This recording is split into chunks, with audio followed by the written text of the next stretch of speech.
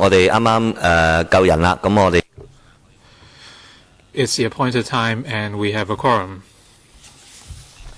Minutes from our meeting on the 12th of March were circulated and we did not receive any amendment suggestions, so we will take the minutes as confirmed. No information paper was issued since the last meeting. The next regular meeting will be held on the 9th of July, which is a Monday at 2:30 p.m. The government proposes 2 discussion items, including A, report on the work of Create Hong Kong and Hong Kong Design Center, and B, e-government services.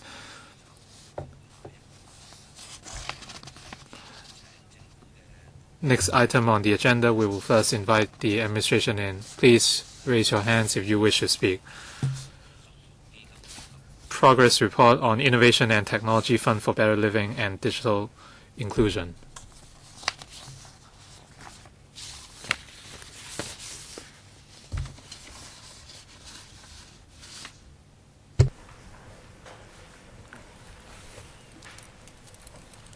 好，咁麻煩幾位政府嘅同事坐低咧，咁就我諗應該可能係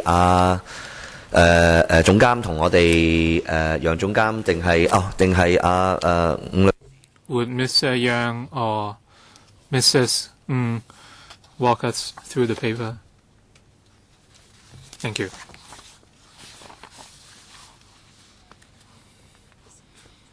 Today we would like to brief members on the implementation of the Innovation and Technology Fund for Better Living, or FPL, and the progress of the government's work on digital inclusion, or DI.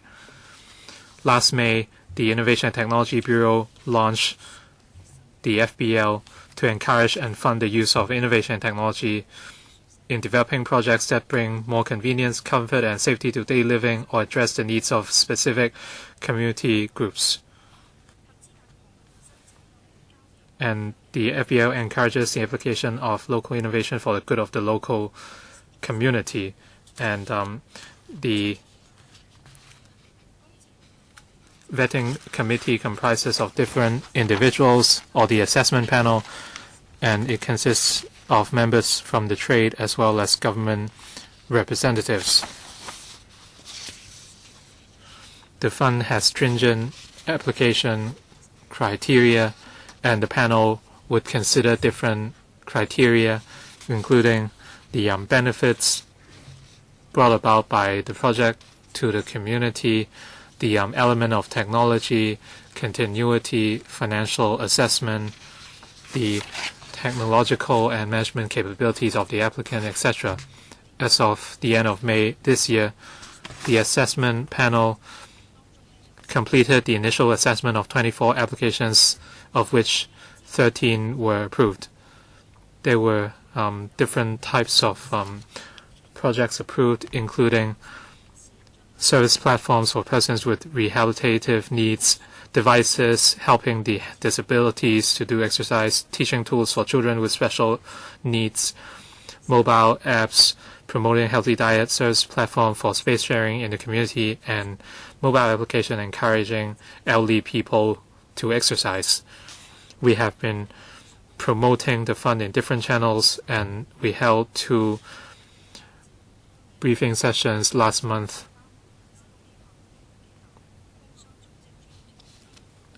We briefed more than 200 organizations, including tech firms, NGOs, etc., and we briefed them on the application criteria and procedures. We will continue to monitor the implementation of the FPL, and we plan to conduct a review 2 years after its implementation to study whether the operation of the fund requires adjustment.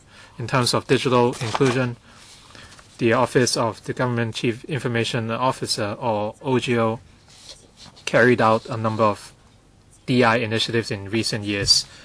Starting from last December, the OGO launched a new round of the Information and Communications Technology Outreach Program for the elderly. We will continue to reach out to elderly people and offer advanced training. And in 2019, we intend to build an online learning platform for the elderly persons and relevant people to learn about live technology. And all government websites are now barrier-free and accessible, and we are encouraging various organizations to adopt accessible website designs. Members' use will be welcome. 4 members are waiting to speak. Dr. Elizabeth Kwok, Mr. Ronald Chan, Mr. Ray Chan, and Mr. Yu Si-wing. Dr. Kwok, Vice Chairman, thank you.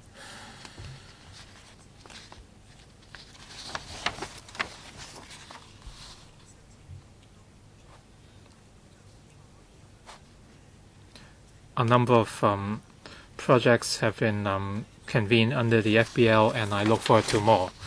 In terms of digital inclusion, not much has been mentioned in the paper, but this is an improvement already. Last time we discussed DI, we asked questions such as the number of elderly people who go online, etc. As for web accessibility, Internet Learning Support Program, they are now being carried out by the Community Fund. For the web accessibility campaign, currently more than 500 government websites have met the standard. So by July 2019, do you expect all websites to be accessible? And elderly people and people with special needs would use mobile phones. So I'd like to know the number of government websites that are yet to meet the accessibility standards. And there are certain standards for mobile apps, but you have not put down the objectives here. So when would you expect all government websites to meet the web content accessibility guidelines?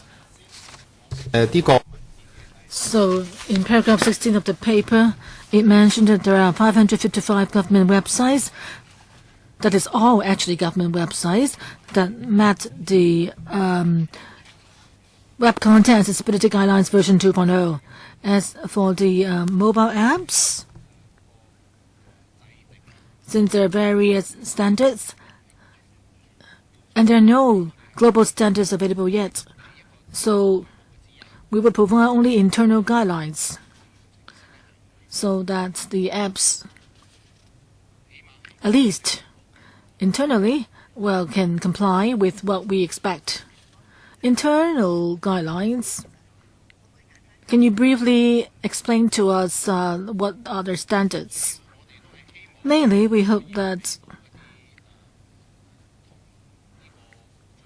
we want to actually provide an experience similar to or function similar to barrier-free accessibility. But for the mobile apps, for different smartphones, there are different features. For example, voice system. So actually, you can use the voice recognition or voice systems on some advanced smartphones already. So I think users can actually resort to, for the blind, for example, can resort to their smartphones for some functions. So by 19th of July, all government services can be accessible, barrier-free via their smartphones. Is that your goal? I can't say that it applies to all websites because the standards of smartphones and of websites differ. So therefore, we only stick to the internal guidelines for now to drive us forward. But here you said that you would require all mobile apps. In other words, you're saying that services with mobile apps, they will be covered by the guidelines. Is it because some government services are not yet available through mobile apps? Well, we expect the apps to comply with our standards. So, Chairman, if that's the case, let me ask this as well. So for the government, how much of your services, well, everyone uses smartphones now, how much of government services now, by July 2019, could not be offered through mobile apps? Would you have a list so we can track it? Or would you provide us with information afterwards? Okay. Do you want to supplement now? Please, be quick. Thank you. As for government's mobile apps, the data we've got is that there are more than 106 mobile apps, of which 60 meet the standards. That is, they comply with our internal barrier-free apps guidelines.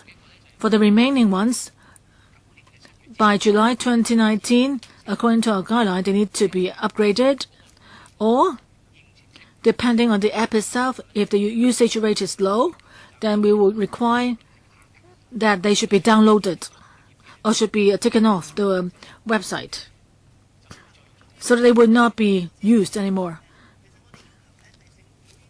So we should ask that all government services in the future should be applicable through mobile apps, barrier-free access to the websites. Chairman, you can recall that some government apps have very low usage rate or they're one-off. So if you list all these apps on your July 29 target list, then that's not applicable. That's not really what we want, because we want to see most services available through smartphones and barrier-free, in a barrier-free form. Yeah, though he said that some service can be provided not through app but just a mobile web page. Yes, it's fine. Next one is Chen Chen-ying. Yes, this fund to fund and subsidize and encourage innovative projects to enhance our competitiveness. Well, I do support it, but my view is that the fund itself has only got 48 applications. So far, only 13 have been given the funding. Success rate of 27%. And all of the approved projects, remember, they were criticized by members, say there were cases of case that cost $4.8 million for the extension brocades health program. We need to make good use of public money. So is it, but the patronage rate of this project is quite low. So is it because of lack of publicity? In paragraph 8 of the paper, you said you carry out a list of promotion and publicity activities, attracted more than 1,200 participants and more than 1,000 inquiries. But have you thought about intensifying the publicity so that more people are aware of the projects? Ms. Ng, the fund itself has been launched for a year. It was end of May last year that it's launched. So it's been a year now. So with your approval, we supported 13 projects totaling up to $40 million. I think the response was in line with our expectation, because when it's first launched, many organizations, applying organizations, which tend to be welfare organizations, needed time to understand about the fund, and also they need to identify IT companies to help them implement the projects. So I think that in the first year, we've got 13 approved projects. That's within our expectation. And also, the approval process of the fund is very stringent. We've vetted 24 projects so far, of which 11 were rejected. So you can see that the assessment panel, really are very stringent with their criteria for approving the projects. Each project would comply with the requirements and had passed all the assessment criteria. The criteria, as mentioned in the paper, they include benefits to the community, technology, content, and so forth. And the applying application also needs to be responsible for 10% of the expenditure of a project. So it's a matching basis. Funding being given on a matching basis with the applicant's contribution set at 10%. So just as you were asking a mobile application with artificial intelligence, the technology involved Isn't that simple? According to my understanding, the panel did have a thorough discussion on it. Because it depends on the user's response, actions. It can provide real-time responses to help the users adjust their moves. And the funding applied for include paying for the development of softwares, verification, design, and IT involved. And also our rule is that the development of the software has to be done locally. So the assessment panel did thoroughly consider all sorts of criteria before approving funding for it. So you can rest assured. Any follow-up questions? Okay, I've got 2 more questions, but I can wait for the second round. Next one, Chen Chi-chen. Thank you, Chairman.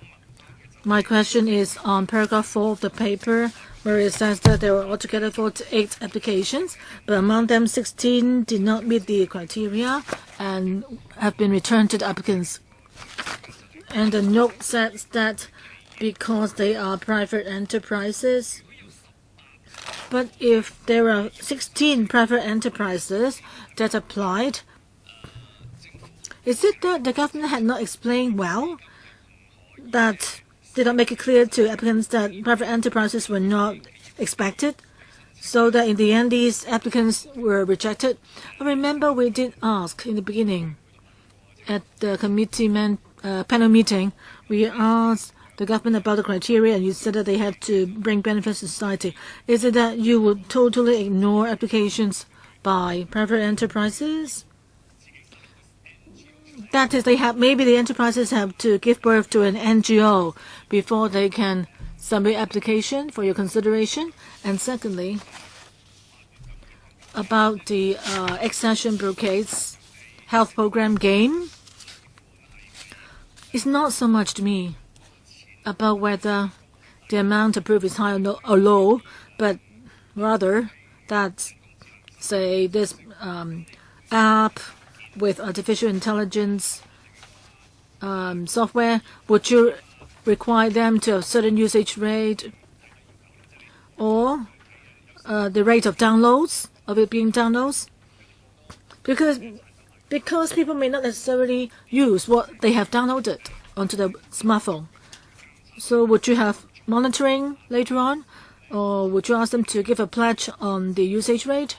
How would you consider what's money well spent? And would the applicants with the funding agree to provide a service for a certain period of time? What if an app breaks down after some time? If it breaks down after a year, half a year, then would you recoup the money? Administration. Thank you, Mr. Chen. Actually, after LegCo gave its funding approval, we carry out a list of publicity and promotion activities and briefings, and we contacted a number of IT companies and NGOs. We made it clear to them that at this stage, we did not accept applications from private enterprises. But is it that they are totally ruled out? We think that for private companies or IT companies, there are various ways for them to collect funding support for research and development. For example, under the Innovation and Technology Fund, which provides subsidy for profitable companies. The purpose of this fund, however, is to help projects that may not be profitable, but they do need investments for them to kickstart a project. So therefore, when we got sought money from LegCo, we made it clear that our targets are non-profitable NGOs, public organizations, or professional groups. So therefore, that's our scope. But besides applying for Innovation and Technology Fund, they can also partner up with NGOs. So of the 16 cases, did you not look at the content of the proposals, or did you just ask them to partner with NGO only? We did look at the content. If we thought that the project concerned did help the elderly or disabled, then we'd tell them there are NGOs who could be interested. So we will ask them to partner with them. We would not just rule them out. So we do hope that more companies can understand the mechanism and help bring benefits to the people. And as for your second question, monitoring or follow-up work for the successful cases. Take the example of the Baiduanjin health program game. During the assessment period, we will look at who are the beneficiaries and the number of beneficiaries. If it's a mobile app, how many download rates would they expect? Or active users? Yes.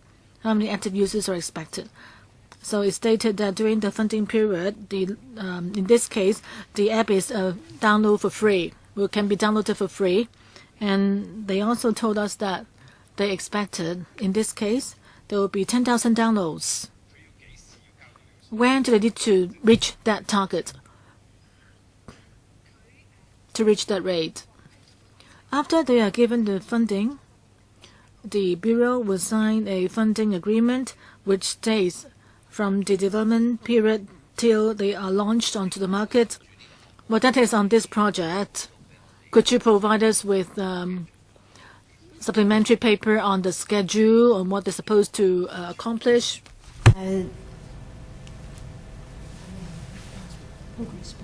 或者我哋可以就住呢個項目咧，睇下我哋俾多啲資料。We can offer further information on this project. I'm sure Mr. Chen and other members would like to know more.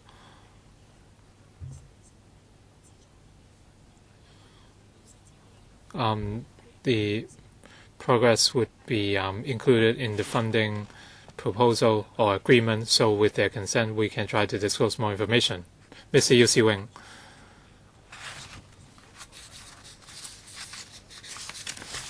The purpose of the FBL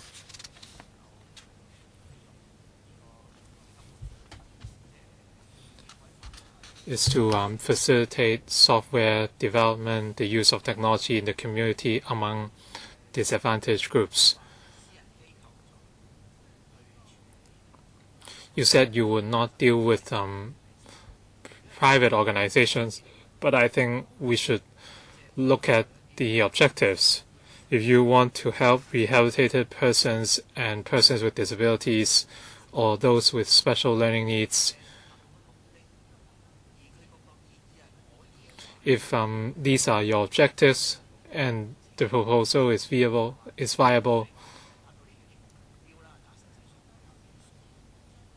the operation of the FBL has not been satisfactory so far. So can you be more encouraging?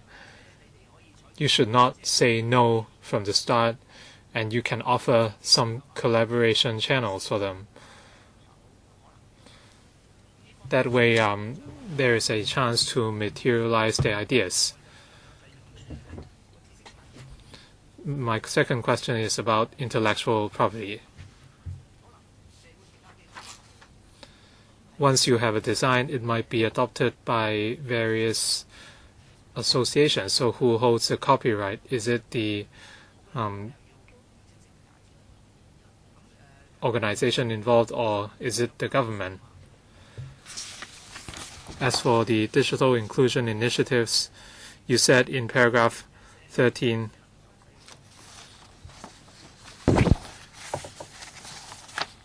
you anticipate that 70% of the elderly people would use the internet and electronic services in 5 years. So do you have any specific plans on how you can support the elderly people?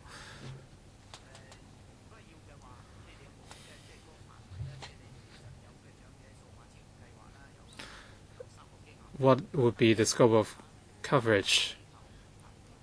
Would you introduce more collaboration partners? Mrs. Ng, thank you for the questions. In the first part, Mr. Yu suggested that we would work more closely with private organizations, and this is something we have been doing. If the private sector has good ideas or proposals, well, they have to approach the social and welfare organizations anyway, and if the application is launched on their behalf, DV, well, this would certainly be eligible. The relevant IP would be vested in the applicants, so this is our arrangement. Mr. Yang, Mr. Yu asked how we can fulfill the target of 70%. We would regularize digital inclusion efforts for the elderly people. We will continue to expand our outreach program, and we would equip 3,000 elderly people with the basic knowledge and INT knowledge. We would also work with elder academies through district networks.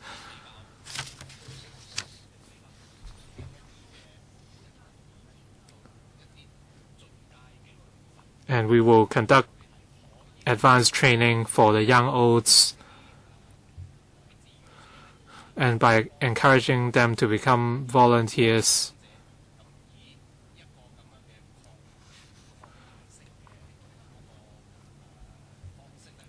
we will continue to expand our work in a hope to reach out to more elderly people. We would also set up an online learning platform, and new teaching materials would be made available online so that elderly service groups can use the resources. So we are adopting a three-pronged approach, and our objective is for 70% of the elderly people to use internet services. Next, Mrs. Regina Yip. Chairman, of the 24 applications, 13 were approved under the FBL. So how would the ITB evaluate the results of the vetting work? You often talk about KPI, so how would these cases be assessed? And can a person lodge repeat applications, or would the applications just come from the same 2 or 3 NGOs? Let me address the second question first. We would assess the projects one by one.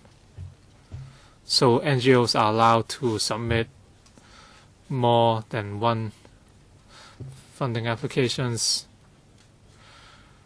but we would try to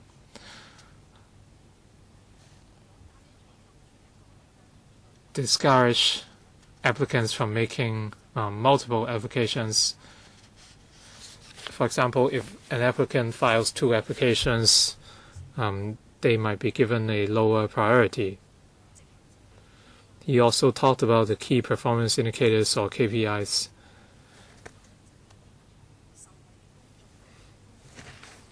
The number of people benefited, so they have to tell us who their beneficiaries are.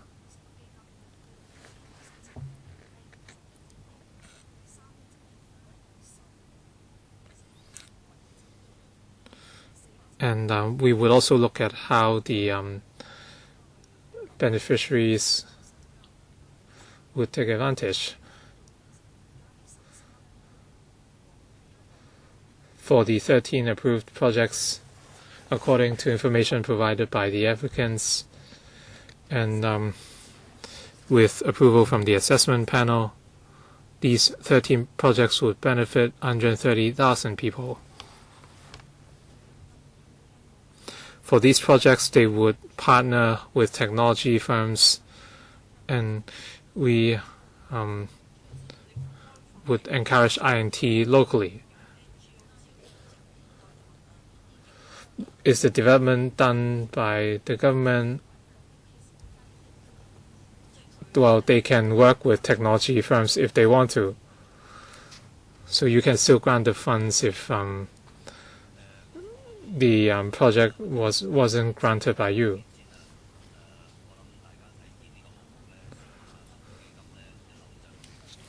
When we talk about the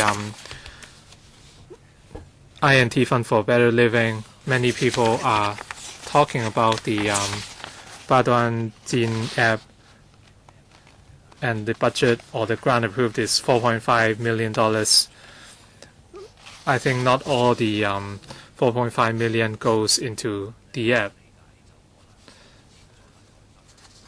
The contractor and maintenance service might make up $3 million plus of the budget. A lot of people might wonder why it's so expensive to develop an app. I think this is just a misunderstanding because some apps are very complicated, some very simple. So I have approached that company. They are located in Cyberport. And as I know, this app is not just about a series of videos. And it encompasses motion capture technology. So cameras would be deployed to carry out motion capture. And the users can correct their poses where necessary. I cannot say whether this budget is reasonable, but an app is certainly not cheap to develop. Even though they are dealing with one applicant, the app is not just for North Point residents. They would develop the app to other organizations, and the grant has already included publicity, etc.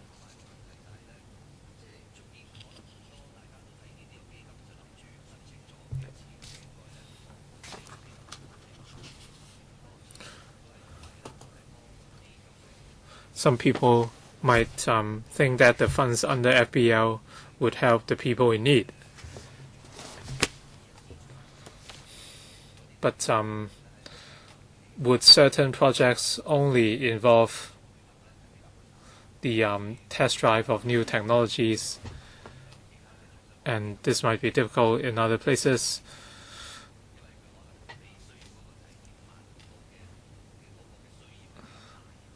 They can apply for other funds,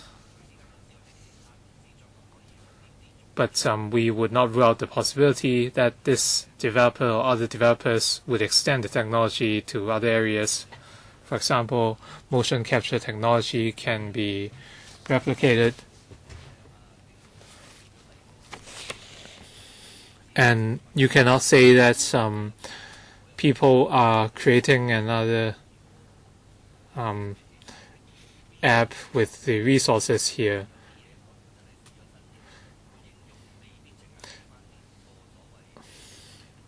Sometimes new technology is not only applied on disadvantaged people, so I hope to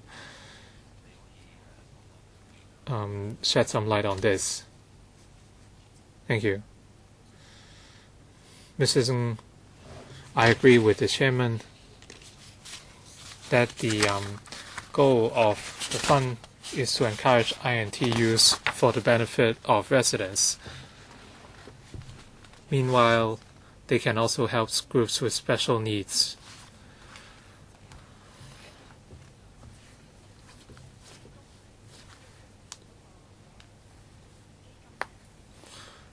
And the work we're doing is in line with the scope of FBL. As I said, the objective of FBL is to promote local application and local innovation. Chairman, you mentioned the Cyberport company. They involved a lot of local technicians over the course of construction. and this would facilitate the development of INT. And if organizations want to pilot test the technology, we do have schemes available, and we encourage local innovation. But the scope of the fund must be beneficial to the public, including those with special needs and those who don't. Second round, Dr. Elizabeth Quad, Mr. Ronick Chen. 3 minutes, please. Chairman, I'd like to ask about the internet subsidy for youngsters. It is currently dispersed on a household basis regardless of the number of children. Some families feel that their kids cannot enjoy the mobile internet services because they do not have the money. So you are referring to the internet fees, right? Yes. The subsidy for internet access charges. Well, it's given on the basis of family. So say there's this subsidy for family, but the full subsidy is 1,400, and then half subsidy is 700. So if there are several computers in the household, and the fee could vary, and it may not cover your mobile usage. So if there are a number of children in the family, would the subsidy be not enough? Well, I think fixed line network, well, usually it will be for one company. It's all a matter of how much bandwidth is needed for the household.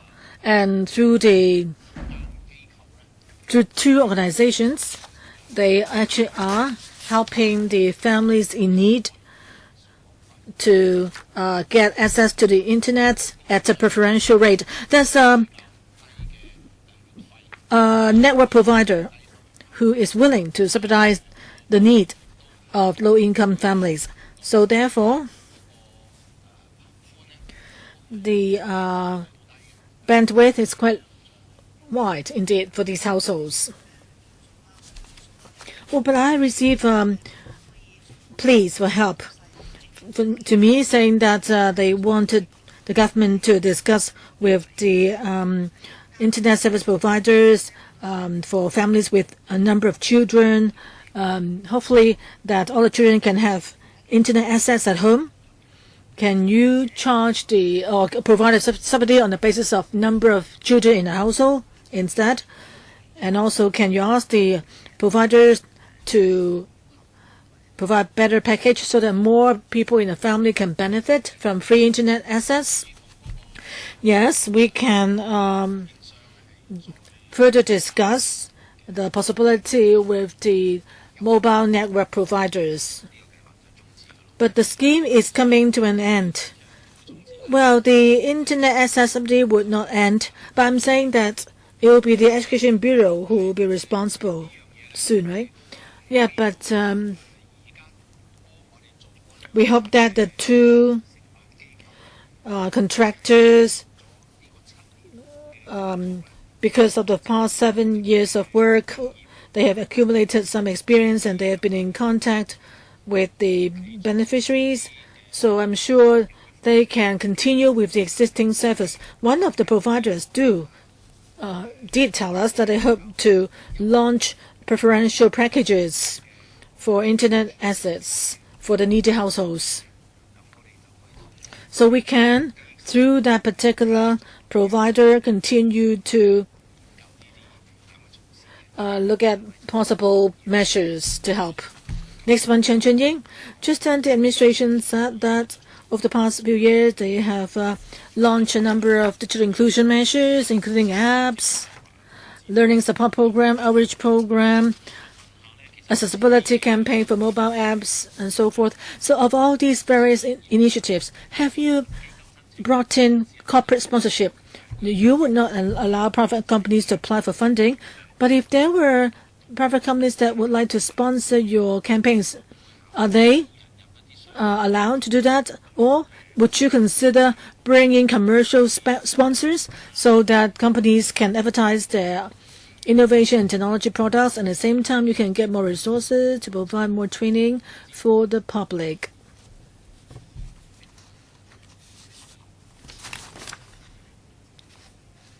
Yes. For the fund itself, as I said, 10% of the money required. Yes, please speak closer to the mic. Of the fund, 10% funding support, 10% has to be paid for by the applicant. That's the minimum. And of the 10%, they could find sponsors. We do accept sponsorship for the 10% of the payment that the applicant needs to shoulder. So, as I said, of all the various initiatives you've launched at this moment in time, are there any commercial sponsorships involved? For example, the elderly outreach program. Are there any commercial companies going to residential homes with you together to promote the outreach program, ICT outreach program? Are there commercial companies working alongside you? If not, then in future, if there are mobile communications companies that want to, or high-tech company that wants to collaborate with you, or banks who want to collaborate with you, would you accept them? Or would you be open to talking about the possibilities with them? Mr. Wong? Thank you, Chairman. Mr. Chen, for your suggestion. Yes. Of all the various initiatives under digital inclusion, we do welcome the organizers or contractors to bring in commercial elements and support. For example, our web mobile app accessibility campaign, we have commissioned a government organization that is the website company to organize various activities and also to bring in commercial sponsorships. And also for the Internet Learning Support Program, the two implementers are also helping the needy families while bringing commercial sponsorship. As the colleague have said, they might get the internet providers to provide sponsorships. So we do welcome that. Chen Chi-chen. Yes, I want to get a bit more information on the approved projects under the fund. I think the information given in Annex 1, I think is too simple. If I want to get more information about the projects, I try to go to the website for the fund. And yes, it provides the same information only, like what we have got in Annex 1. So where can we find more details about the various projects? Or if when all the projects are launched in the future, will there be an area where you can find more about the projects that are approved? Because this could help future applicants. Yes, as you said, number of beneficiaries, the schedules of service for the various projects. I think you do need to provide those information. And I also want to look at the finished product, but the product is not ready yet. But in the future, is it possible for us to get all the information at the same website? Yes. In the future, we can look at the finished product. Yes, we'll consider that and see whether in our website we can provide more information for each project. Because for each project, we ask them to develop the product within 1 year, to finish with the development within 1 year, and can launch it within 2 years. So once they've developed, produced the product, then we'll see whether we can put more information on it on our website for public reference.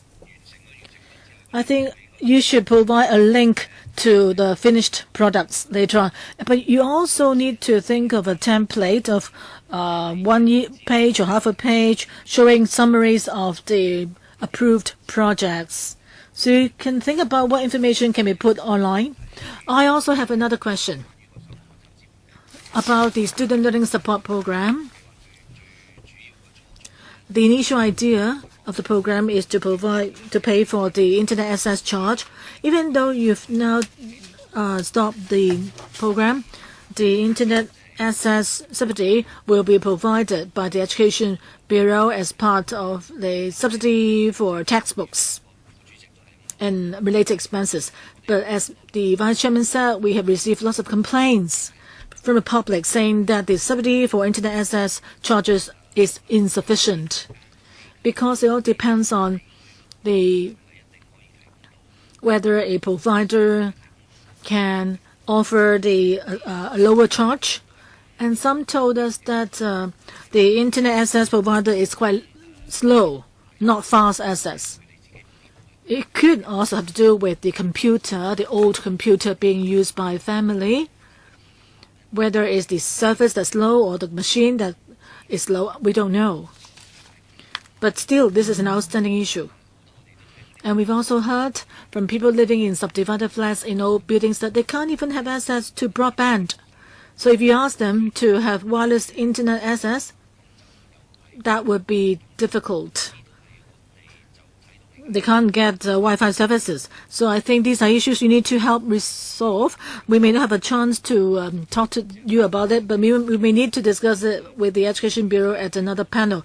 But lately, the government said through the Community Care Fund, they would provide for each student a computer. But we found out later that it's only limited to schools that participate in the self-carried tablet computers. So they only make up a small number of the school population. So some parents said that the children are enrolled in the school not entitled for the portable tablets. So they may be grassroots students. And for students in another school which are getting full subsidy, they may be eligible for the portable tablets, and yet others in other schools which are not covered by the free tablet scheme, they would be deprived of the chance. And some teachers and principals told us that they don't want to have portable tablets because in class they would distribute the tablets to students in class and take it back afterwards so as to control what's happening in the classroom. So therefore, not all schools join the government's tablets program. So, and yet the parents are asking the schools why are they not participating in the portable tablets program. So this is a point I'd like to make. I know you cannot answer me on this, but talking about digital inclusion, maybe we can shift this issue to the education panel. For education policies right now, often they are full of problems and cannot fully resolve an issue or a problem. So I will just provide this information for members to know. Let's take note of this issue in relation to the Bring Your Own Device program now available to schools, but not all schools are in it. So if the Education Bureau is willing to listen, maybe we can try to find an improvement or a solution to the issue. I know you tried hard in the past 6-7 years to provide internet learning support. I know you've been shouldering the burden for a long time, but ultimately it could be the Education Bureau's responsibility. I hope that members could take note of this issue and continue to pay attention to it. Any response? Yeah, we're very willing to help the Education Bureau. If they have any problems with technical applications, we will try our best to help support the Bureau in relation to the internet learning issue. Okay, if not, then good. Let's move on to the next item. Thank you. I'd like to thank the administration, the OGCIO, and Innovation Technology Bureau colleagues. The next panel, the item is on spectrum trading. So let's welcome colleagues from the Commerce and Economic Development Bureau, Office of the Communications and Authority, and the consultant to take part in this section of the meeting.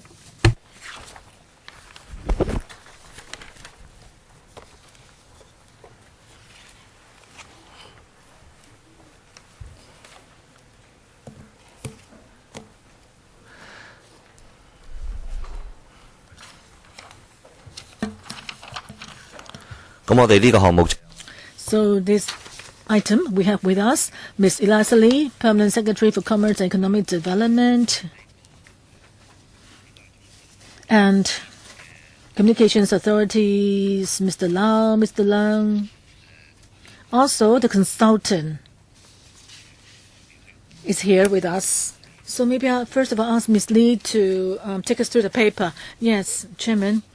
I'm here at the panel to introduce to you our policy stand on spectrum trading. Hong Kong has never allowed spectrum trading. So the spectrum management framework and regime right now is in line with the consultation done in 2017, the radio spectrum policy framework. All the guiding principles included in the framework. The spectrum management regime does not include spectrum trading. After the consultant did a study, they found that on the whole, now we can ensure that Hong Kong can treat spectrum as make good use of the valuable asset of spectrum. From 2007 till now, the market has changed a lot. From 3G to 4G now, we are talking about 5G coming in 2020. So I think it's timely for us to look at the issue of spectrum trading, whether it should be implemented in the long run in Hong Kong, and if it's to be implemented, do we need to have a careful feasibility study to identify any potential problems and whether there can be solutions. So that's why we commissioned a consultant to do the study. The consultancy study report was given to us, and we did in the paper include some highlights of the key findings. So on the whole, now that we have good regime managing the spectrum, the consultants are of the view that if we were to bring in spectrum trading, then the cost effectiveness and risk assessment show that there could be potential worries in the sector that may not be solvable. So our stance, therefore, is that in the medium and short term, just no justification for us to change the current management system and framework. So there's no need to bring in spectrum trading. So, Chairman, if you allow, I would like to ask the consultant to briefly introduce the report to us, and then our colleagues would explain further on our policy stance. Mr. I am not sure if I can pronounce your name properly, so David. Thank you. Yes, David Abekassis. I'm a partner at Analysis Mason with a consultancy firm that the Commerce and Economic Development Bureau asked to conduct the study. Thank you, Mr. Chairman. Thank you, Ms. Lee, members of the committee. I will talk through the conclusions of our study. The report, as Ms. Lee mentioned, is public, so I invite you all to consult it. I will go through 5 main points. Just an overview of the latest overseas experience related to trading of radio spectrum, our assessment of the demand and supply conditions for spectrum, in particular mobile spectrum, that could be potentially available for spectrum trading in Hong Kong. I will then discuss the cost and benefit of a spectrum trading regime with a specific focus on the conditions in Hong Kong, before providing an overview of the recommendations that we outlined and detailed in our report. We will also discuss possible alternative enhancement to the spectrum management framework, in particular in the case where spectrum trading is not implementable in the short and medium term. First of all, just to provide a definition of what we are talking about. Thank you. Spectrum trading is defined by the ITU in a 2006 paper as the transfer of spectrum user rights and a mechanism whereby the rights of use of radio spectrum are transferred from one user to another for a certain price. This is in contrast to a system in which spectrum is returned to the regulator and then reassigned, which is the current system in Hong Kong and in many other jurisdictions. Under a trading regime, the characteristics of the spectrum transfers are that the transfer of rights are initiated voluntarily by the present user, and of course there is also a willing buyer. And the sum paid by the new user of the spectrum right is retained in full or in part by the previous owner. So there is a privatization of the gains or losses, in fact, from the trade. So it's a secondary spectrum assignment by opposition to the primary assignment that the regulator is entitled by the law to do, where licensees buy and sell spectrum in exchange for monetary considerations. That's the definition.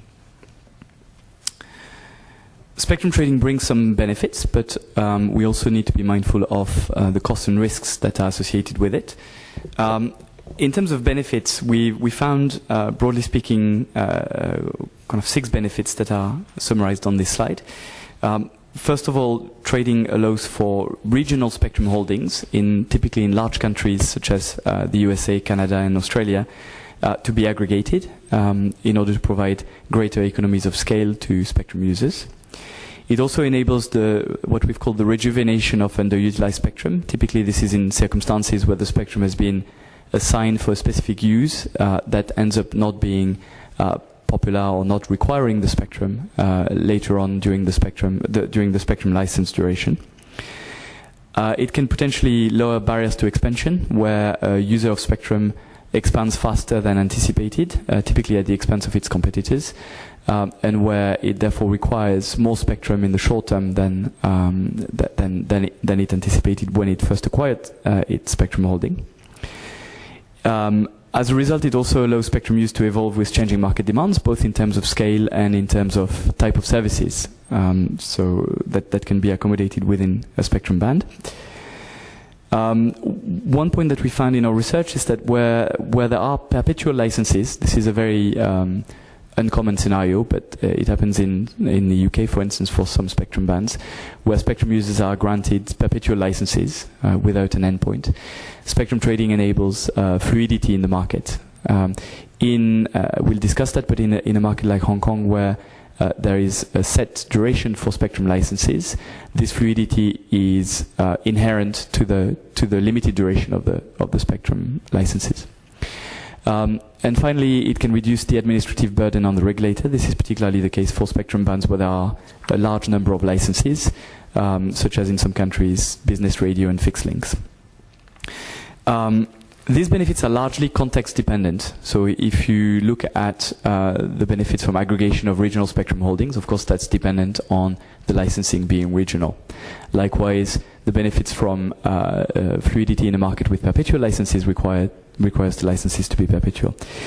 The cost and risk, on the other hand, exist irrespective of the context largely, and they relate to the potential hoarding of spectrum by some licensees, the potential profits, either windfall profits or simply privatized profits that can stem from a trade.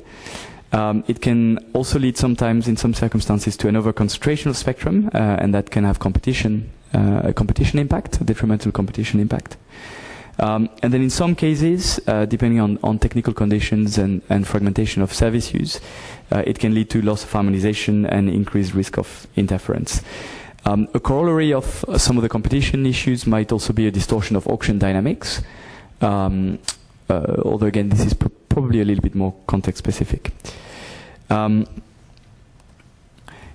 In terms of international experience, there are a few markets, a few large markets in the world: USA, Canada, Australia, New Zealand, and the UK are those that we looked at in our study, where there is a clear spectrum trading regime that has been implemented for several years through specific legislation, and where guidelines are available and relatively clear as to how the trades need to happen.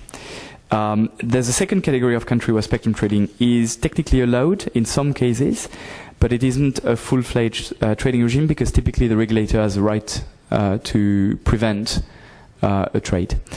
And the final category of countries, which is the category where we would put Hong Kong today, is countries where spectrum trading is not allowed. Most markets in the world fall into this category.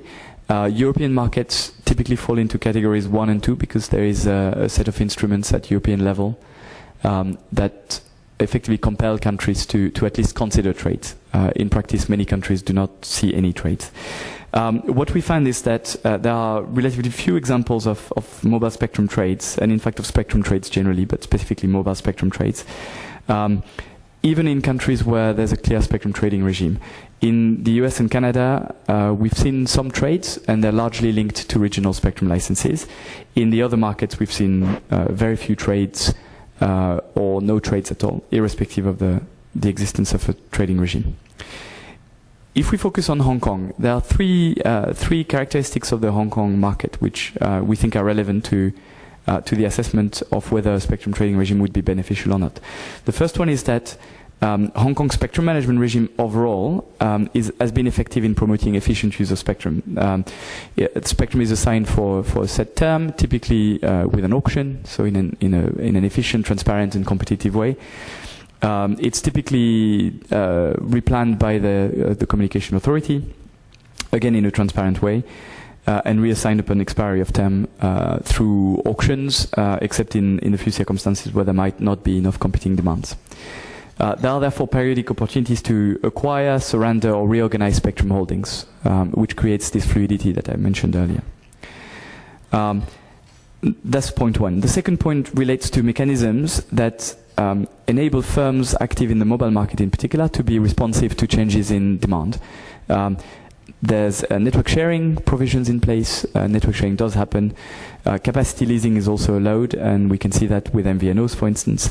And technically, operators that have some spectrum are able to use these mechanisms in order to increase or decrease the amount of spectrum they can use and the capacity of their networks. Finally, demand for mobile spectrum is and has remained consistently high in the market. So, of course, this is good for the demand side of the spectrum trading equation. That means that there will be parties interested in acquiring spectrum in trading circumstances. But, of course, it limits the amount of spectrum that is likely to be put forward for trades on the supply side. And based on our conversations with stakeholders in the market, we haven't identified any licensee who would be willing to put their spectrum up for trade.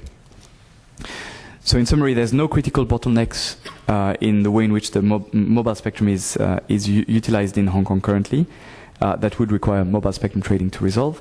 And if trading was allowed, we expect activity to be very low, both from the perspective of both from international experience and based on our discussions with stakeholders, because we do not believe that there will be a significant supply of mobile spectrum in the market. Oh, apologies.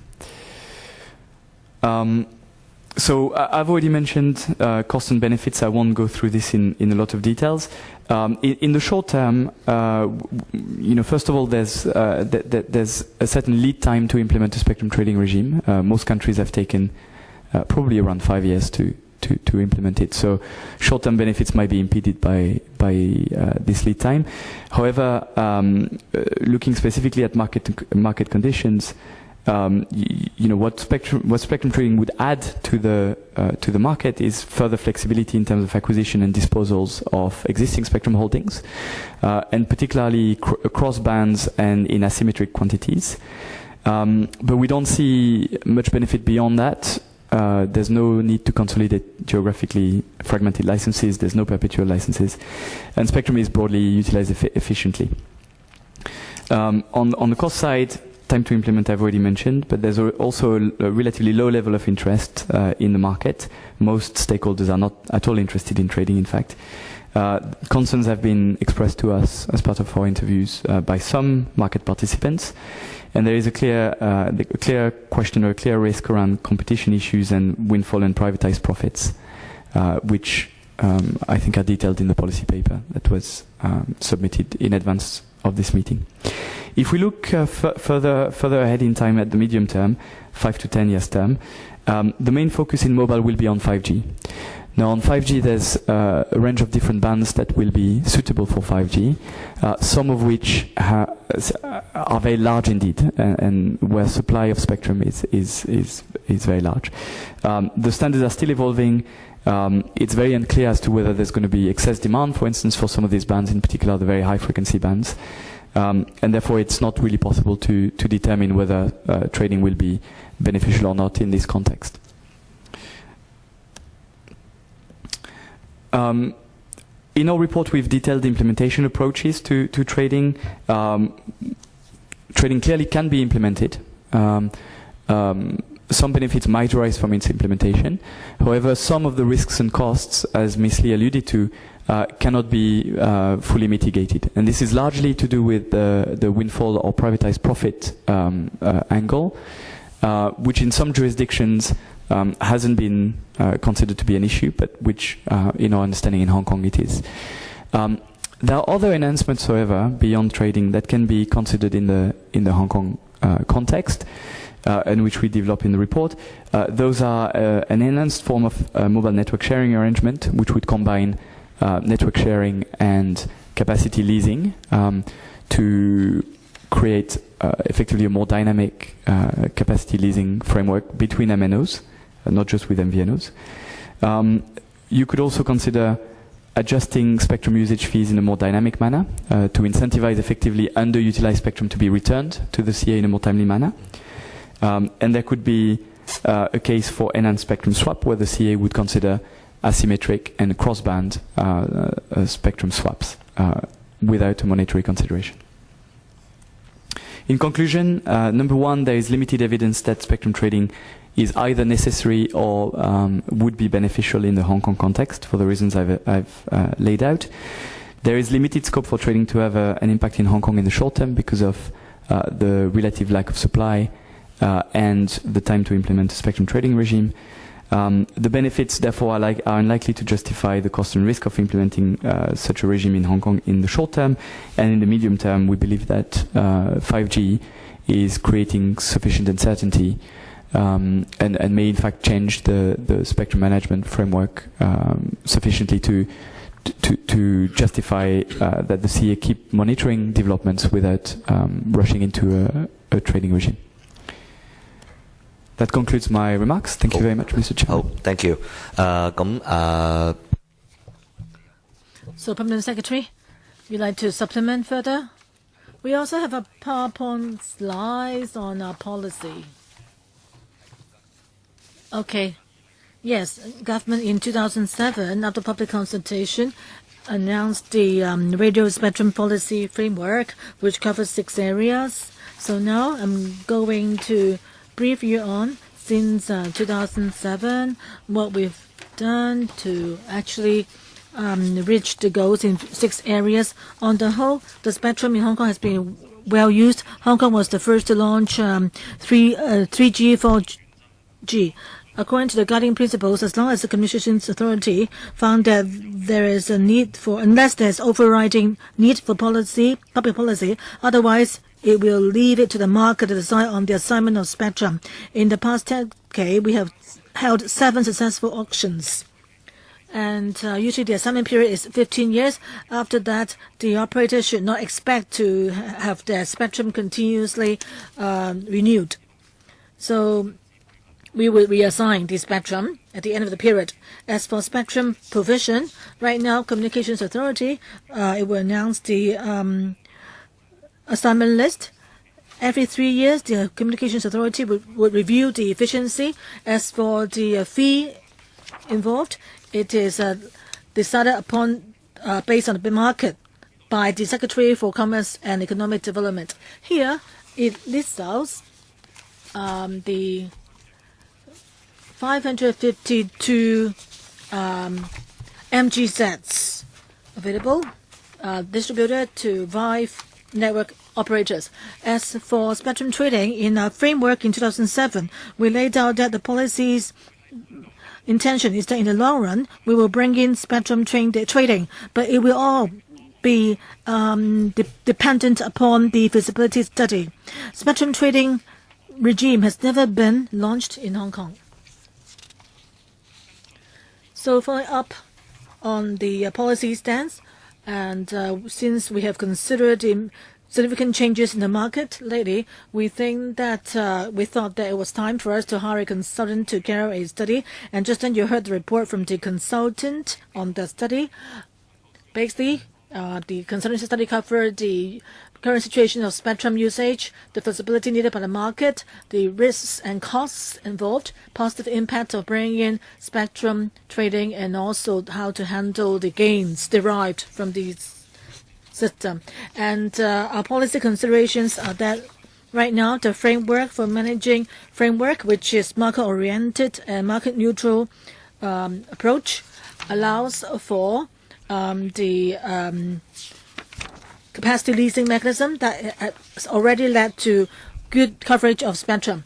And the sector is not enthusiastic about spectrum trading. And because these spectrum holders are unlikely to sell their spectrum in the secondary market, even if there's a secondary market, we expect that the activity related to spectrum trading would be very limited, and therefore the cost effectiveness would be limited.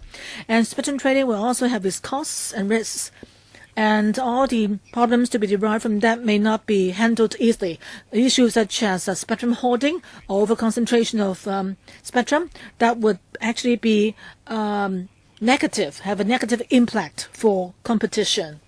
So for the Communications Authority to assign spectrum, the SUFs will be given to the public, to the government coffers.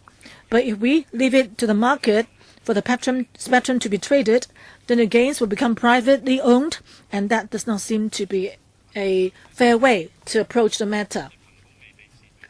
So on the places where there are actually cases where the spectrum is not fully utilized, there could be benefits in having spectrum trading, but that does not apply to Hong Kong. So we think that in Hong Kong there's no sufficient justification to bring in spectrum trading in the short term, that is within 5 years.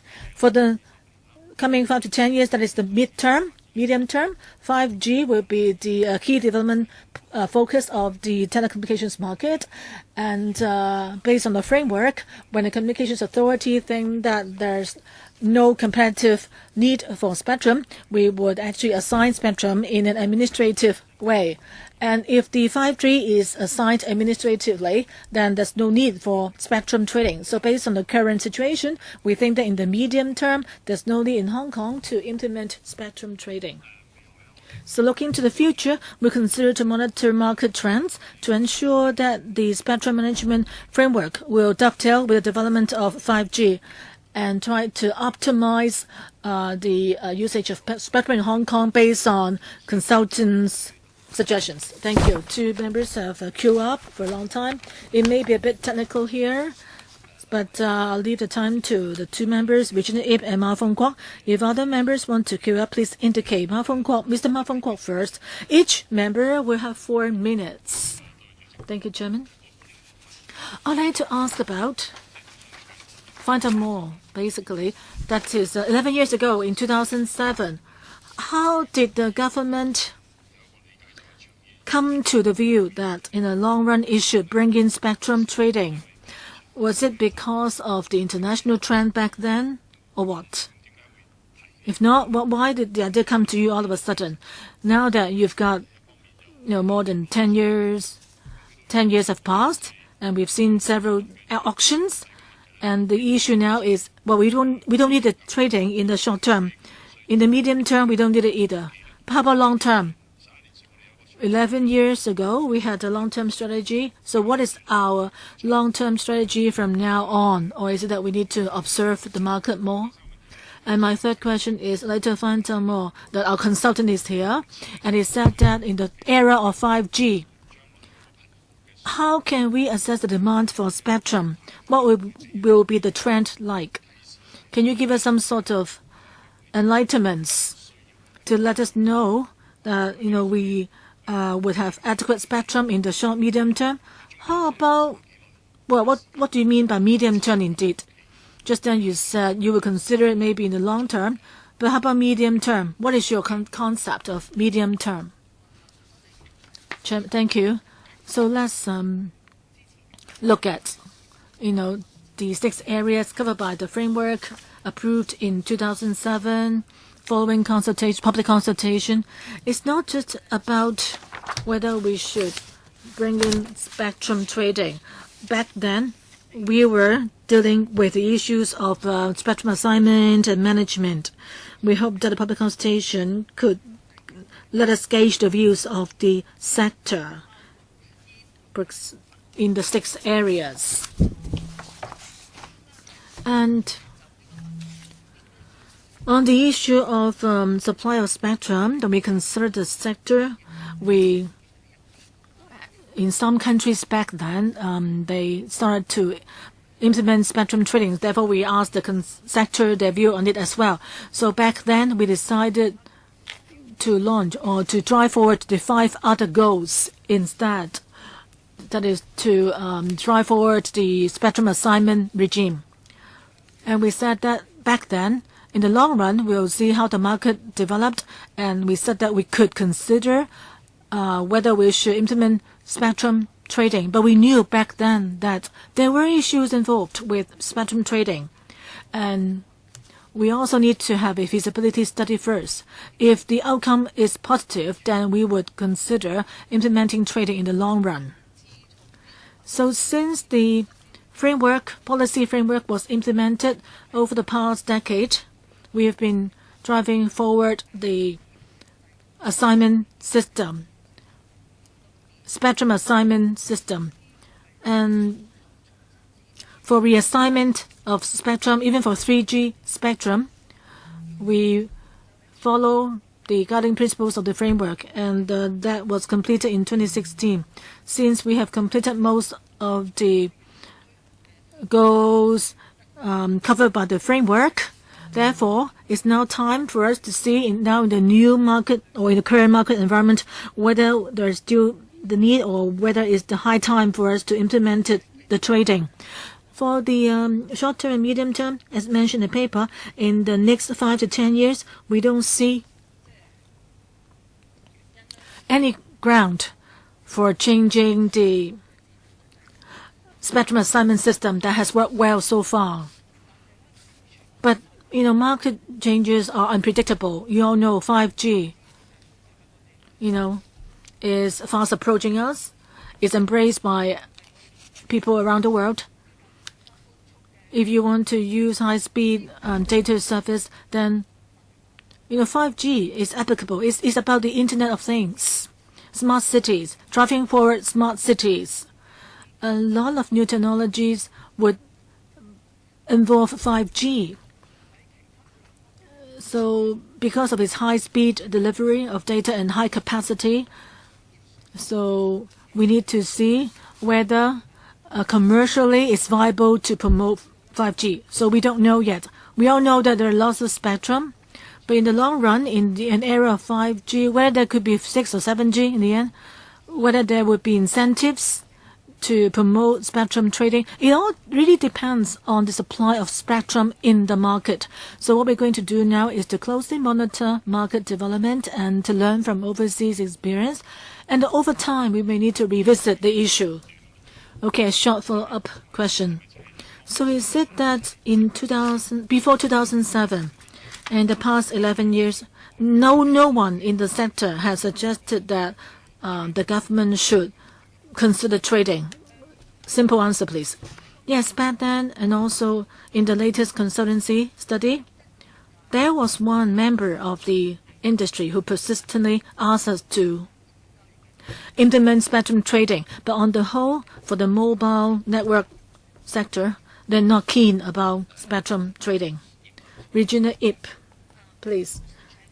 I'm no expert in telecom matters, but I was very interested in the question of spectrum trading, because from my experience, when you talk about trading, you require an exchange, whether physical or virtual, and there will be transaction costs. And also, from my own previous experience, the government has allowed trading of sort of public goods. That's textile quotas, to make sure that these textile quotas are used to the full. And we actually allow the holders to make profits. But as the consultant has laid out very clearly, it is unlikely that there will be more than enough supply for there to be a market for trading.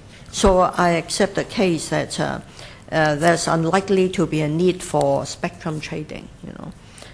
But I do have a few questions. 5G, you know, as you yourself, you know, have pointed out, 5G is a very important enabler of future, whether in fintech, IoT, smart city, virtual banking and all that, you know. So there should be plenty of demand for it. So is it likely that there would be, question number one, is it likely that there would be so little demand that the government would do it, assign the spectrum administratively? And secondly, I know the government has been assigning spectrums by auctioning. And of course, if you follow the market, the highest bidder gets the spectrum, that will push up what we pay at the consumer's end. You know? So worldwide, are there other models for assigning spectrum other than public auction and reassigning the spectrum after 15 years or 20 years? Thank you, Member, for the question. You've asked two questions, Gina. The first question, what is the commercial case of 5G applications, and what is the implications on spectrum assignment method? Yes, the demand for 5G applications, we tend to think that could be quite substantial because of the characteristics of 5G spectrum. The 5G surface is low latency, high speed, and high capacity. That could be applied to all sorts of smart city initiatives, as well as all sorts of automation, intelligent transport system. But the crux of the matter for 5G spectrum assignment is more on the supply side. The International Telecom Union has identified 11 candidate bands from 24.25 gigahertz upward all the way to 86 gigahertz band. And they're going to do the international harmonization towards end of next year. Altogether, there will be an additional supply of 33 gigahertz of spectrum for 5G services. So the supply of spectrum for 5G services there is a lot of supply of spectrum. So we would tend to think that the first batch of, by the way, the first batch of 5G spectrum that we are going to assign for provision of 5G services in Hong Kong falls in the 26 gigahertz band and the 28 gigahertz band. And we've invited expression of interests from the traders as to whether they're interested to provide services by use of these two bands for spectrum. And the indications that we received so far is that the demand could well be accommodated by the supply of the spectrum. So if the Communications Authority at the end of the day considers that there is no competing demand for spectrum in these two bands, the likelihood is that the CA would have to follow the principle laid down in the spectrum policy framework and assign the spectrum administratively. That means assigning spectrum at zero spectrum utilization fee. And the time taken for the assignment would be more expeditious. Concerning the second question, whether going for auction would push up the service charges of individual users, because the auction probably tend to bid up the prices.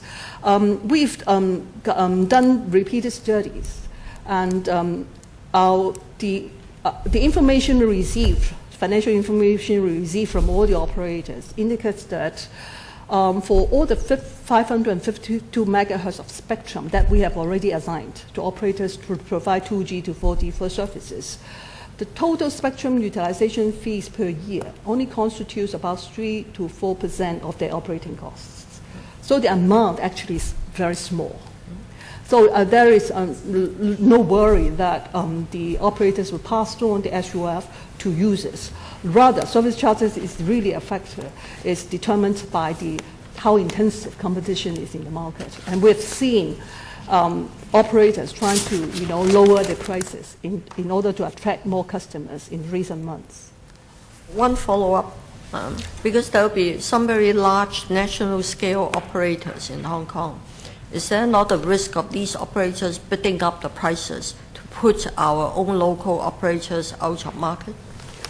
We do not see that happening in the past 7 auctions that we have conducted.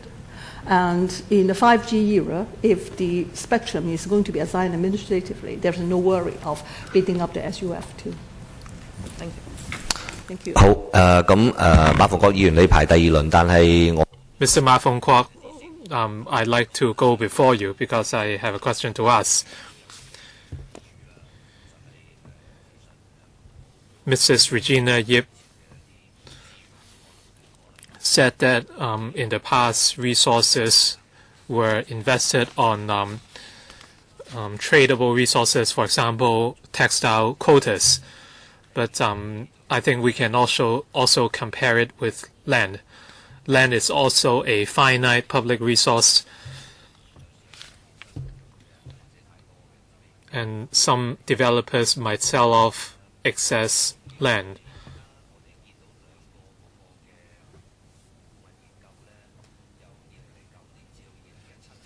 From 2009 to 2017, according to the consultancy studies, the two studies came up with different conclusions. The first study suggested viable trading approaches and how they could be implemented. So in 2009, feasible options were proposed, and by 2017, another consultancy study was convened.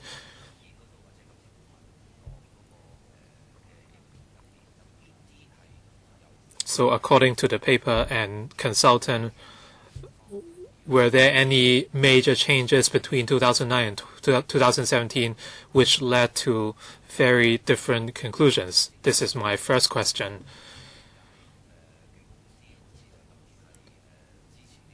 You said that one company from the trade is strongly supportive but not the rest, but it doesn't mean that they are against the idea, and you cannot rule out the possibility that with a trading regime in place,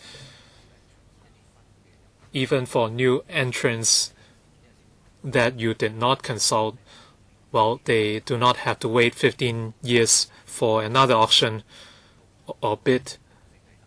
And in a trade, there would be greater certainty. And in an auction, there is greater uncertainty, but in a trade, everything would be more certain. So for new entrants,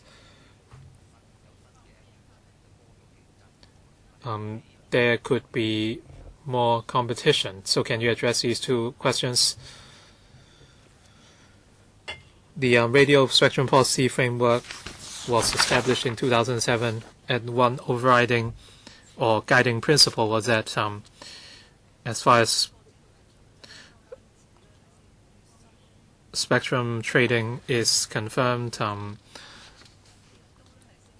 there must be reassignment, and spectrum trading has to do with the reassignment procedures. After the framework was established in 2007, the Government and Communications Authority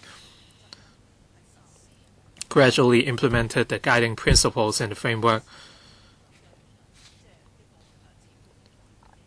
in order to come up with a holistic assignment and reassignment regime for spectra. After the framework was established in 2007, we convened a consultancy study to establish the market situation.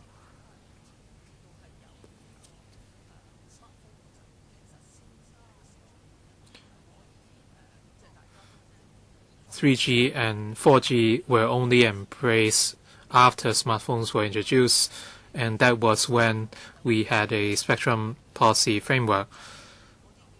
As of now, all the guiding principles under the framework have been implemented, and our consultant felt that the existing framework is effective, especially the reassignment of spectrum,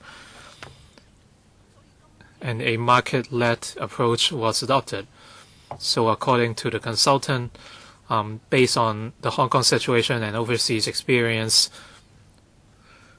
as well as our assignment regime, it is now very different from the 2009 situation. And in 2007, we've said that this is something we can consider on the long run. We did not say that we will conduct a study on spectrum trading immediately, and there were a number of implementation issues we could not overcome. Spectrum trading is an act that takes place in private between two parties, and the revenue would not benefit the public or the treasury.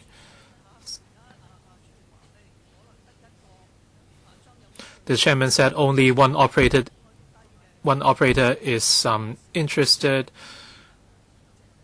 We can still proceed despite low trading volume. But would the use of spectrum be effective in this secondary market? And the costs and risks are still so high. And our current spectrum assignment regime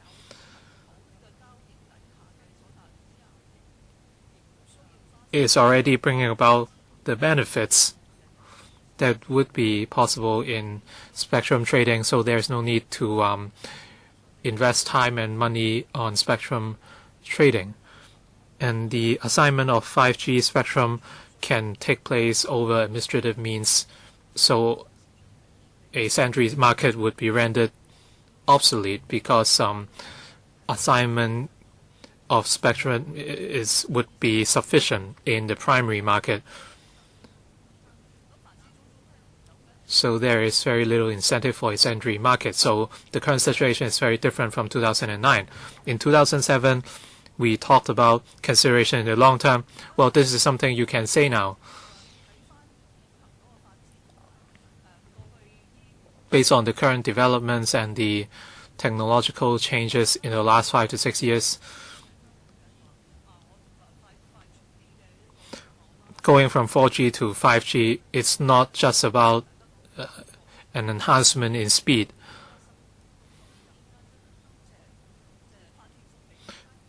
We are talking about wholesale changes to our lifestyles. So as for future spectrum demand and services, we do not know whether there will be 6G or 7G, but we must keep tabs with the market and do what we can based on our effective spectrum management regime, and we should see what should be refined, as our consultant suggested. Mr. Ma, is there any time limit, Chairman? No.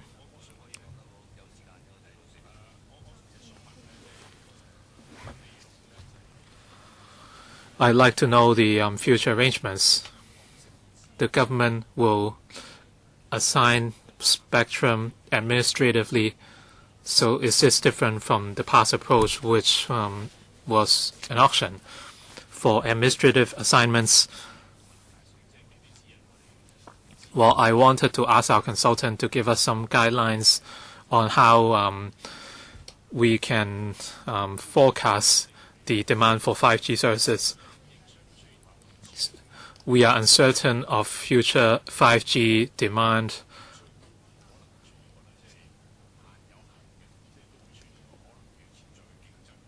There could be potential competition, so I have a few questions. So in future administrative assignments, what criteria would the government adopt in carrying out the administrative assignments? For instance, for low-frequency bands, would existing users enjoy priority, or can they swap with higher frequency bands? And when you assign the spectra, how would you carry it out? Would you assign a wider band or a more narrow band? Or would it depend on the operations of the assignees? And how would you charge in the future? Would the priority be on benefiting the people, or would you recover the costs for assigning public resources? Are you going to assign the spectra in one go, or are you going to assign different spectra at different times? So I wonder if the government has any views on that. Mr. Ma asked about the assignment principles for spectra. There's actually just one principle. If the CA feels that the spectra has competitive demand, they must be assigned based on market principles, unless there are overriding policy considerations. For the 552 gigahertz worth of spectra already assigned to operators, every time we have new spectra available, we would see whether there is demand from the market and whether the demand would outweigh the supply. If the CA finds that demand is very high while supply is short, we would assign the spectra based on market principles. And in the 5G era, the principles will still be same. The CA would assess whether there is a competitive demand for spectra. If so, they would be assigned on market principles. If not, administrative assignment would suffice. As I said, the ICU has identified 11 candidate providers, and by the end of next year, the ITU would plan the spectra. So for these 11 bands, they come to a total of more than 30 gigabytes of spectra, and this is much. The volume is much greater than the current 552 megahertz. So for the band between 26 and 28 gigahertz, that would be assigned for 5G services in Hong Kong. And these two would provide 4 gigahertz worth of spectra, which is 7 times our current level of 552 megahertz. The CA earlier consulted the trade on on how many operators are interested in securing 26 and 28 gigahertz for 5G services, and in July, the CA would carry out public consultation for these bands for 5G services, and again we would assess whether there's competitive demand. If not, there would be administrative assignments. And no spectrum utilization fee would be imposed. So this is different from the assignment of sub-3 gigahertz bands, and the prices would depend on the auctions. I hope I have addressed all your questions. Follow-up questions. So if there's no, that is, if there's no competition, what standard would you use? Well, the SUF, maybe on SUF, maybe the Communications Authority can answer, but the megahertz arrangement is based on another concept. Mr. Leung, yes, if it's spectrum administratively assigned, that needs to pay for a license. It's not so much about using the spectrum, but more about managing the spectrum. The spectrum management fee is given to the Communications Authority for implementing its duties, for example, for investigating any interference or for monitoring fees. But in the future, if the administratively assigned spectrum becomes congested, then we now have a mechanism under which we can charge for the use of spectrum. But it's too early to say that. It all depends on the actual supply and demand. Okay, my view is that I agree you should look at it from the perspective of helping the public. So you don't just look against. We don't know what the utilization rate will be in the future. So if there's a need, you need to stringently assess the actual demand. We must not let large companies occupy too much portion of a spectrum at the expense of new competitors or service providers. Okay, Chairman, I'd also like to supplement. 26 and 28 gigabytes is part of the 5G band. If there's a need, we can still further develop. The ITU next year will also provide, more spectrum, expand the provision of spectrum. So we'll see what the need will be. Yeah, so you can't imagine how much use there will be. For audio images now they use 6K, and later on it could be 8K. Nobody can imagine or foresee how much spectrum will be needed in the future. Yes. Okay. On my part, follow-up questions here. Some members of the sector say that now that you said that right now in the short term, the spectrum is not adequate, therefore they would not want to trade spectrum. But in the long run, well, because of sufficient provision, then there may not be a need for any regime for regulating trading. But it's all a matter of how you look at it. You could also say that, using the same rationale, you could say that there could be a need for some kind of regime. But I'm not going to argue with you on that. I just want to ask you that with the approach of 5G, there will be sufficient provision of spectrum. That's for the, high-speed spectrum or high-frequency spectrum. I think there's still an amount of time when you need to reserve, low-frequency spectrum for 3G or similar to that, to provide related service. Right now, the first batch of spectrum auctioned for 3G, 5G right now can be refarmed. Yes, refarmed for 5G. But the first batch of the 5G spectrum, could be, of course, made available in due course. But the low bandwidth, in compared to the long term, when the long term there will be sufficient bandwidth, even though, as Mr. Ma said, the demand could be excessive, more than we could imagine. Of course, compared to 3.5G with the 552 megahertz, there could be a big difference. But can you explain to me the differences in the nature between high-frequency spectrum and low-frequency spectrum in terms of the range, speed, penetration rate, and so forth? So there are differences. So is it that we can just say in a broad statement that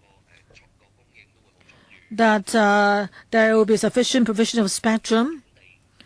But the fact is, maybe certain kinds of spectrum will be widely available, richly supplied, but there could be another type of spectrum that is relied on for for normal communications.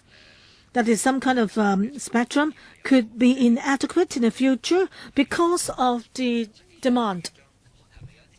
So are there some technical reasons why we should look at high frequency and low frequency spectrum separately? Chairman, thank you for giving me this chance to explain. Right now, our spectrum in 2G to 4G eras, the assigned spectrum is 3 gigabytes or below that. That will be 3.5, 3.6 gigabyte in the future. So the low frequency spectrum is such that it can go very far, travel very far, but the capacity will not be big. And so it's most suitable for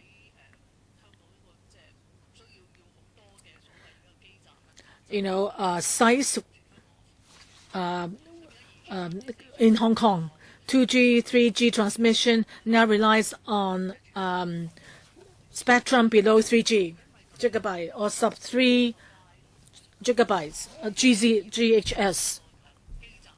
So it all depends on the structure of the sites. But the other sites in Hong Kong are capable of delivering the or using the spectrum needed. Of the 552 MHz spectrum, the operator, if the only operator wants to have spectrum trading, they've also told us that why don't you also give us more sub-3 GHz bands? Because they have huge demand for the sub-3 GHz bands. The other operators are not keen for spectrum trading at the same time. So therefore, if there's not enough supply of spectrum, then there will not be any room for a second-hand market. So if there's low volume trading in the market, then we should not actually have the trading. And neither can we encourage proper use of spectrum. For 5G spectrum, right now, the potential bands identified by ITU is up to 24 gigs. So the characteristics of which is that they cannot travel very far, but the capacity is huge, phenomenal. And there will be little delay. There will be little time delay. So the service is not just for 4G mobile data transmission alone. Because the characteristic of 5G spectrum is that it can further be used for other 5G services up to the level of Internet of Things or the realization of smart cities, or as I said, smart logistics or transportation system. So the supply of 5G spectrum compared to 2G, 3G spectrum, they are different largely in nature. So therefore, for the 5G spectrum, since its provision is so sufficient compared to the adequate provision of 2G, 3G spectrum, so whether it's 2G, 5G, or 3G or not, there's no justification for us to create a second-hand market. So for 2G, 3G, there wouldn't be any operators who would like to dispose of their spectrum because of the huge market demand out there. And also for the 5G spectrum, there's such wide or a huge supply of the 5G spectrum. So if the supply exceeds demand, then why don't we just administratively assign it instead of resorting to the free market? People interested can only come to the Communications Authority for assignment of spectrum, and they can also get a spectrum provision without any paying any fee. So having judged the supply and demand situation, so our conclusion is the same, that there's no justification for Hong Kong in the short to medium term to implement spectrum trading. So I think we can keep on discussing the issue. I do want to make a couple of points before we wrap up the meeting. As I said just then, ultimately, I think if trading were to exist, then we could bring in new companies into the market and spare them the anxiety of having to bid. So this could be an incentive to some companies, but this is just my assumption. And secondly, for high band spectrum, say if it's highly effective, even though we cannot travel long distance, but the problem is you need to find lots of sites. It's difficult to find sites in Hong Kong. Well, the sites for 5G are small cells. But still, well, the government talks about smart lampposts, but by the time the lampposts are erected, then, it could be faster for you to assign the 5G spectrum than really establishing the smart lampposts. And you can't rely on the lampposts alone, of course. So for the high-frequency spectrum, the installation, application of them, ultimately, compared to low-frequency spectrum, there is a difference there. And also, in terms of optimizing the spectrum provision, maybe it's not the focus of discussion today because we are to talk about trading here. But after you've assigned spectrum, would you at the same time bring in perpetual spectrum? And also, for low-frequency spectrum, it will still be around. So in the 15 years, you seem to suggest that for 2G to 4G, maybe 30, 40 years later, they will be phased out. Then there will be no need for any bidding. Everyone goes for high-frequency spectrum. Then by then, what sort of technology can be applied then? But I think for the long term, we could be thinking of optimizing the spectrum management. We may not resort to bidding in the years to come. Yes, on the whole, our management and assignment of spectrum in the past 10 years, we have actually kept pace with market developments. But now with the 5G era approaching, what we should do, we don't know. How things will turn out, we don't know. But we can see that in the 5G days, 5G will not automatically replace 3G, 5G surface networks. On the contrary, we think that in Hong Kong, there will be a 2 to 4G network separate from the 5G network, which will rely on small sites for connectivity. And the coverage will not be for the whole of Hong Kong. It will only cover certain hotspots alone to provide the service needed. In the future, if there were new technology that comes up, then I think our assignment and management of spectrum will, in light of market changes, be adjusted accordingly. I think it's time to wrap up, and this is the conclusion of this item. Ms. Elisa Lee is here with us at this panel for the final time. You are still with the CDD or the CDB,